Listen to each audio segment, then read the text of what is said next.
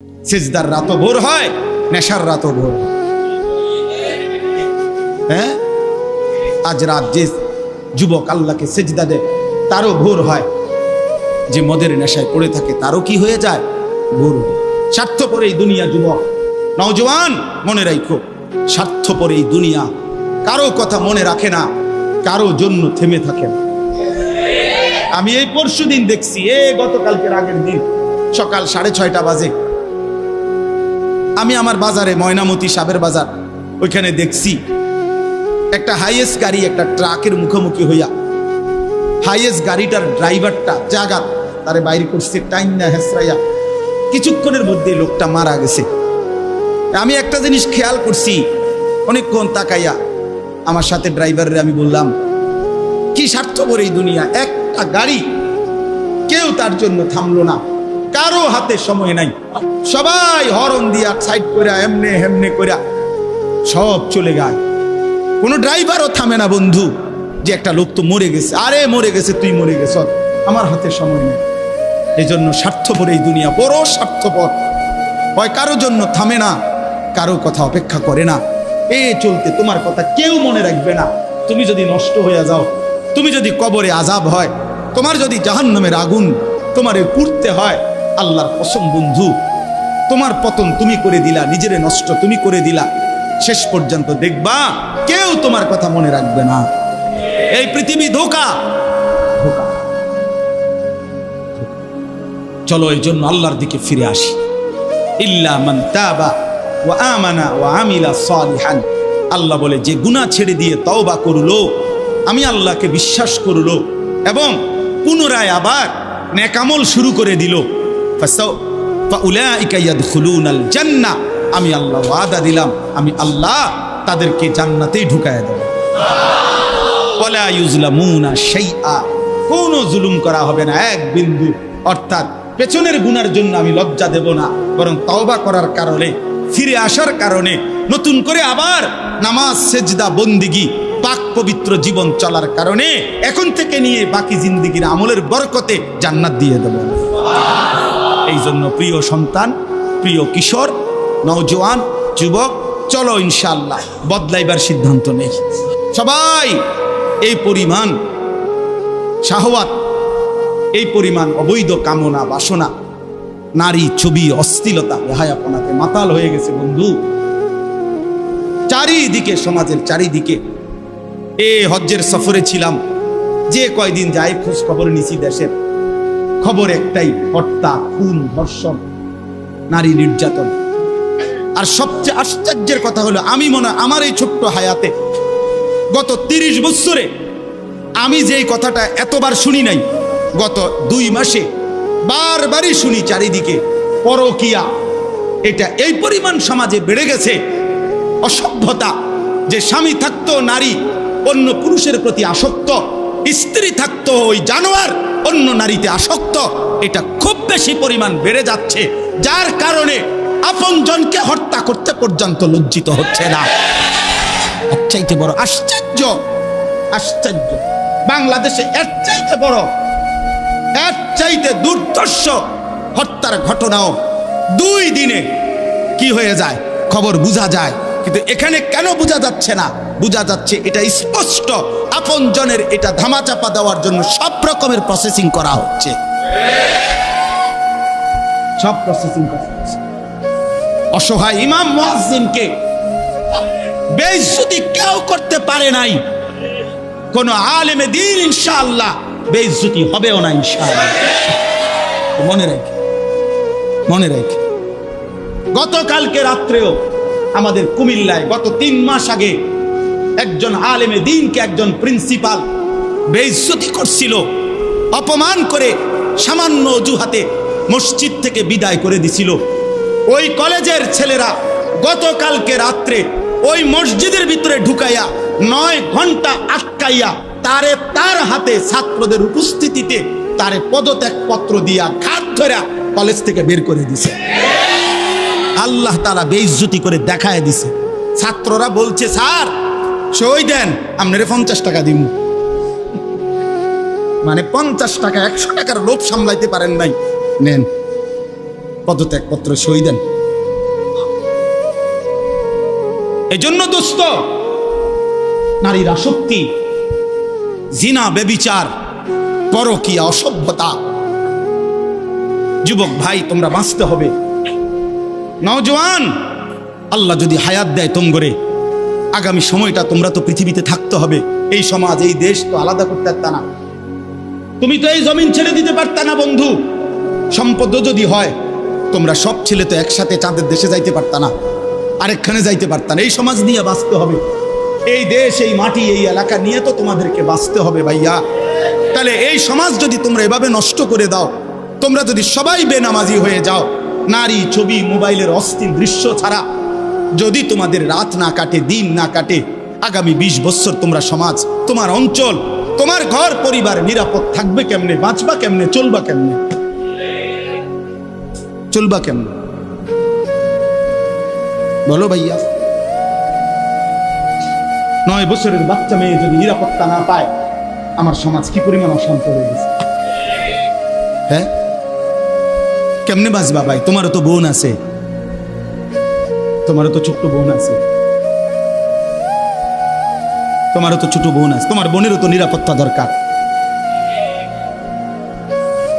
তুমি তো এই সমাজ থেকেই, এই পৃথিবী থেকেই কোনো না কোনো নারীকে বিয়ে করবা, তারও তো চরিত্রের পবিত্রতা দরকার, দরকার না? তো কেমনে মিলবে ভাইয়া? কেমনে মিলবে? সবাই যদি এমন চরিত্রহীন হয়ে যাও, নারী ছাড়া, ছবি ছাড়া, মোবাইল ছাড়া, উলঙ্গ দৃশ্য দেখা ছাড়া তোমাদের রাত কাটে না, দিন কাটে না,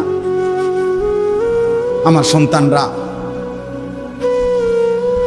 কেমনে আগামীর পৃথিবীতে তোমরা বাঁচবা ভাইয়া বলো? তোমাদের অনেক ছেলের চেহারা দেখলেই তো বোঝা যায় কতদিন হয় নামাজ পড়ে, কতদিন হয় মালিকরে একটা সেজদা দেয়। চুল নিয়ে এত ব্যস্ত হয়ে গেলা কেন? চুলের ফ্যাশনের উপরে এত অস্থির হইলা কেন? কে দেখে তোমার চুল? কীর্ত দেখে? কারে দেখাও এসব চুল? মানুষের আর কাজ নাই, মানুষই বুঝি বইয়া বইয়া তোমার চুল দেখবে। তুমি যে সারাদিন চুল নিয়ে ব্যস্ত, শরীর পূজা, দেহের পূজা এভাবে করছো কেন? সারাক্ষণ বুঝি এই শরীর, এই দেহ, এটা নিয়েই ব্যস্ত হয়ে গেলা। সারাক্ষণ একটা নারী বুঝি, একটা নারী, একটা ছবি, একটা বেডি, একটা উলঙ্গ দৃশ্য, এর জন্যই পৃথিবীতে আসা। এই রাত দিন বুঝি মোবাইলে দেখবা, ছবি দেখবা, নারী দেখবা, সারাদিন বুঝি নারীর জন্যই পৃথিবীতে আসা। তোমার আর কাম নাই, আর কোনো উদ্দেশ্য নাই দোস্ত আমার। ঠিক হলো না, ঠিক করলা না ভাইয়া, ভালো করলাম। অর্থাৎ যারা নামাজ পড়ে না, আল্লাযীনা তারাকুস সালাহ, টোটালি নামাজ যারা ছেড়ে দিছে, তারা প্রজন্মের উত্তম তো না, নিকৃষ্ট না, তারা কোনো জেনারেশনে না, তারা কোনো মানুষে না, তারা কোনো কিচ্ছু না, এর কোনো গণাতে ধরে নাই। ওই প্রথমেই বাদ গণাত করছে, অরে নিকৃষ্ট হিসেবে বলতে চাইছে আল্লাহ এখানে যারা তাদের নামাজকে নষ্ট করে দেয়। তাফসীরের মধ্যে লিখছে নামাজ নষ্ট করে দেয় মানে কি? 1 নাম্বার, যে ব্যক্তি নামাজকে যথাসময়ে আদায় করে না, ইউআখিরুনাস সালাহ, তাখির করে, নামাজ সবসময় দেরিতে পড়ে। নামাজ সবসময় কখন পড়ে? দেরিতে পড়ে। আল্লাহ তাআলা বলছেন ওরা ওই সমাজের নিকৃষ্ট মানুষ। ফাওয়াইলুল লিল মুসাল্লিন আল্লাযীনা হুম আন সালাতিহিম সাহুন। আল্লাহ তাআলা বলেন ওই নামাজীদের জন্য জাহান্নাম। ওয়াইল, জাহান্নামের একটি গুহা, জাহান্নামের একটা অংশ, জাহান্নামের ভীষণ আযাব। আল্লাহ তাআলা বলছে তারা আল্লাযীনা হুম আন সালাতিহিম সাহুন, যারা তাদের নামাজের মধ্যে সাহুন, অলস, নামাজকে সবসময় দেরি করে, নামাজকে সবসময় দেরি করে। জোহরের আজান হইছে 1টা বাজে, এবারে জোহরের নামাজ পড়তে গেছে 4:30 বাজে, 4:30 ওরা নামাজ পড়ছে লুঙ্গিটারে বইটা, গামছা একটা কান্দে দিয়া, রুকু সিজদা 3-4টা মেরে দিল আর কি। এটা নমাজ হইলেন কি তো করতাম হুজুর, সময় কুলাইতারি না। কিটছেন আপনি, ঘাস কাটছে, এতক্ষণ গরু গোসল করাইছে, গরু গোসল করাইছে। গরু গোসল করানোটা খুব দামি দরকারি বিষয়। নামাজকে এরকম প্রতিনিয়ত যে বিলম্ব করে আল্লাহ তাআলার কোরআনের ভাষায় তারা নিকৃষ্ট মানুষ, নিকৃষ্ট মানুষ। আদাউস সালার অন্তর্ভুক্ত, আদাউস সালার অন্তর্ভুক্ত নামাজকে বিলম্ব। আচ্ছা, হাদিসের মধ্যে আছে, কোরআনেও আছে, যে ব্যক্তি নামাজে অবহেলা করে, আল্লাহর কসম, আল্লাহও বলছে, নবীজিও বলছে, সে মুনাফিক। ইন্নাল মুনাফিকিনা ইউখাদিউনা আল্লাহ ওয়া হুয়া খাদিউহুম ওয়া ইযা কামু ইলাস সালাতি কামু কুসালা। কোরআন শরীফে আল্লাহ মুনাফিকের এক নম্বর পরিচয় বলছে, মুনাফিক সে যে নামাজ পড়ে অলসভাবে। নামাজ পড়ে কিভাবে? তাহলে নামাজ যে পড়ে না তার ব্যাপারে বলেন, কথা বলেন না কেন? তারে মুনাফিকও বলে নাই। তুই কোনো মানুষে না বেটা, তুই কোনো কাতারে নাই, তোর কোনো আলোচনাই নাই। আলোচনা ওই ব্যক্তিরে যে নামাজ পড়ে অলসভাবে, খামখেয়ালি করে। দাঁড়াইবার কথা দুই পায়ে, দাঁড়াইছে এক পায়ে, বুঝলেন? অলস নামাজের। রাসূলুল্লাহ সাল্লাল্লাহু আলাইহি সাল্লাম বলছেন, তিলকা সালাতুল মুনাফিক, ওই নামাজ মুনাফিকের নামাজ। ইয়ারকুবু হাত্তা তাগরুবা শামস, আসরের নামাজ না পড়ে যে অপেক্ষা করতেছে, অন্য কাজে ব্যস্তছে, এরই মধ্যে সূর্য ডুবে যাচ্ছে, সূর্য ডুবার কাছাকাছি। হাত্তা কানাত বাইনা কারনাই শাইতান, সূর্য ডুবার সময়ে শয়তান তার দুই শিং সূর্যের পাশে বাড়াইয়া দেয়। আল্লাহ নবী সাল্লাল্লাহু আলাইহি সাল্লাম বলেন, কামা ফানাক্কারা আরবাআন, সূর্য ডুবে যায়, এই সময় ওই আসরের নামাজের জন্য দাঁড়াইয়া 4 রাকাতে যেন 4টা ঠুক্কর মারছে। লা ইয়াযকুরুল্লাহ ইল্লা কালিলা, ঠিক মতো তাসবিহগুলো নামাজের আদায় করে নাই। রাসূল বলছে 3 বার, ওইটা মুনাফিকের নামাজ, মুনাফিকের নামাজ, মুনাফিকের নামাজ, মুনাফিকের নামাজ। তোর মতো নিকৃষ্ট নির্লজ্জ বেহায়া আল্লাহর জমিনে তো কোনো কুত্তাও হয় না, কোন কুত্তাও তো এরকম হইতে পারে না। কুত্তাও যদি আল্লাহ তাআলা সেজদার হুকুম দিত তো সে দিত, তাকে তো আল্লাহ সেজদার হুকুম দেয় নাই, এই জন্য সে সেজদা দেয় না। তুমি নাফরমানের তো আল্লাহ সেজদার হুকুম দিছিল, দিলা না কেন? তোমার তুলনা তো জানোয়ারের সাথেও হয় না। এই জন্য তো আল্লাহ বলছে বালহুম আদাল, ওই জানোয়ারের চাইতে নিকৃষ্ট। ওর উদাহরণ নাই, ওর তুলনা কুকুরের সাথেও না, ওর তুলনা শুকরের সাথেও না। আল্লাহর কোন সৃষ্টির অন্তর্ভুক্ত না। বলো মিয়া, এত বিবেকহীন কেমনে হইলা? আফা হাসিবতুম আন্নামা খালাকনাকুম আবাসান, কি ভেবেছো বান্দা আমি তোমাকে অনর্থক বানিয়েছি?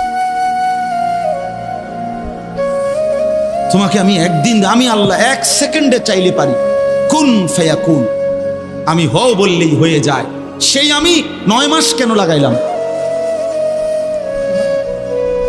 9 মাস লাগাইলাম। আরে বলো কি বান্দা, নিজ হাতে খালাকতুহু বিয়াদিয়া, আল্লাহ বলেন আমি আমার নিজ কুদরতি হাতে আমার বান্দাকে আমি বানাইছি, আমি বানাইছি। বড় যত্ন করে 1 ফোঁটা নাপাক পানির মধ্যে এত চমৎকার ডিজাইন পৃথিবীর কেউ কল্পনাও করতে পারে না। ইন্না খালাকনাল ইনসানা মিন নুতফাতিন আমশাজ, বীর্যের 1 ফোঁটা থেকে আমি আল্লাহ তাআলা মানুষকে বানিয়েছি। এত সুন্দর চমৎকার নাক কান ডিজাইন। কোন পানির 1 ফোঁটার উপরে, 1 ফোঁটা পানির মধ্যে কেউ কোনো ডিজাইন করুক, কি দিয়ে করবে? পানির উপরে ডিজাইন করে কেমনে? আবার রব্বুল আলামিন বলে সেই পানির নাপাক ফোঁটা দুর্গন্ধযুক্ত, আমি তার মধ্যে এমন সুন্দর একটা ডিজাইন করেছি।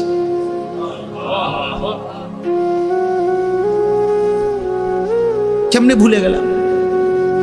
মা গাররাকা বিরাব্বিকাল কারীম, আমার মতো মেহেরবান দয়ালু মাওলা 24 ঘন্টা যে তোমাকে অজস্র অগণিত নিয়ামত দিচ্ছি, এই আসমান জমিন, এই চাঁদ সূরজ আলো বাতাস, 1 সেকেন্ড বান্দা এই বাতাস বন্ধ করে দিলে তুমি নিশ্চিহ্ন হয়ে যাবে। তুমি এই পৃথিবীতে নিঃশ্বাস ত্যাগ করে মৃত্যুবরণ করবা। একটা নিঃশ্বাসের জন্য তুমি এতটা মুখাপেক্ষী আমি আল্লাহর কাছে, সেই আমাকে একটা সিজদা দিবা না? সেই আমাকে একবারও ডাকবা না?